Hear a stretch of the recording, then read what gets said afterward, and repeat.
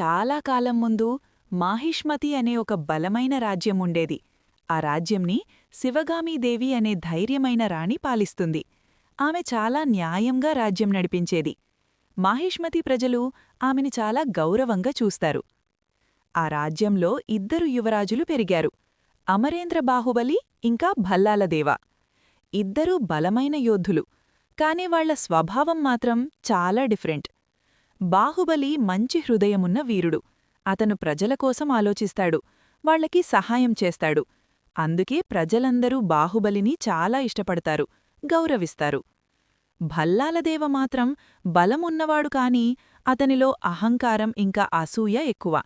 అతను రాజు అవ్వాలి అని చాలా కోరిక కలిగి ఉంటాడు. ఒకరోజు మాహిష్మతి రాజ్యం మీద కాలకేయసేన పెద్ద అటాక్ చేసింది. ఆ యుద్ధం చాలా భయంకరంగా జరిగింది.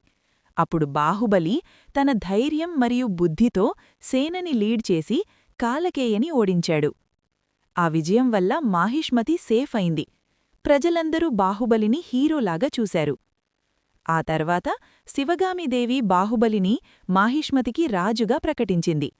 ప్రజలందరూ సంతోషంగా ఆ నిర్ణయంని సెలబ్రేట్ చేసుకున్నారు. కాని ఇది భల్లాలదేవకి అస్సలు నచ్చలేదు. అతను తన తండ్రి బిజ్జలదేవతో కలిసి బాహుబలిమీద ద్వేషం పెంచుకున్నాడు.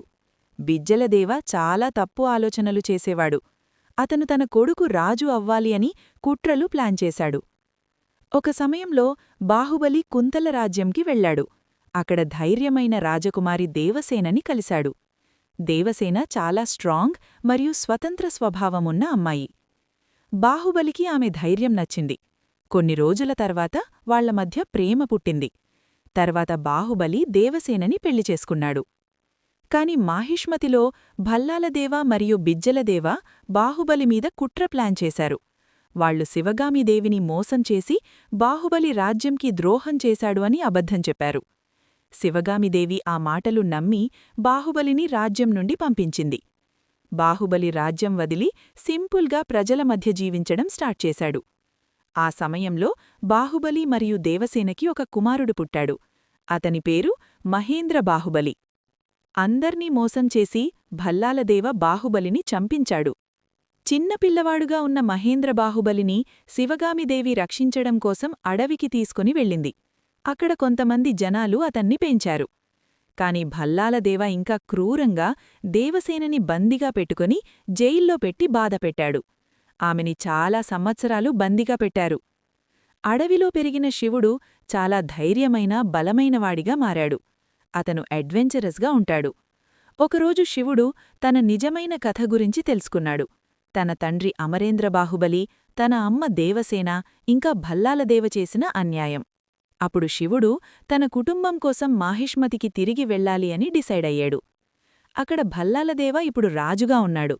అతను చాలా క్రూరంగా రాజ్యంని పాలిస్తుంటాడు. శివుడు మాహిష్మతికి వచ్చి ప్రజల సహాయంతో భల్లాలదేవకి ఎదురుగా నిల్చాడు. తరువాత పెద్ద యుద్ధం జరిగింది. చివరికి శివుడు తన ధైర్యంతో భల్లాలదేవని ఓడించి చంపాడు. ఆ తర్వాత దేవసేన ఫ్రీ అయింది. ప్రజలందరూ సంతోషంగా శివుణ్ణి చూశారు. అలా మహేంద్ర బాహుబలి మాహిష్మతికి రాజు అయ్యాడు. అతను తన తండ్రిలాగే న్యాయం మరియు ధర్మంతో రాజ్యంని పాలించడం ప్రారంభించాడు. అలా మాహిష్మతిలో మళ్లీ న్యాయం గెలిచింది. ఈ స్టోరీ మీకు నచ్చిందా? అయితే కామెంట్స్లో మీకు నచ్చిన ఇమోజీ పెట్టండి.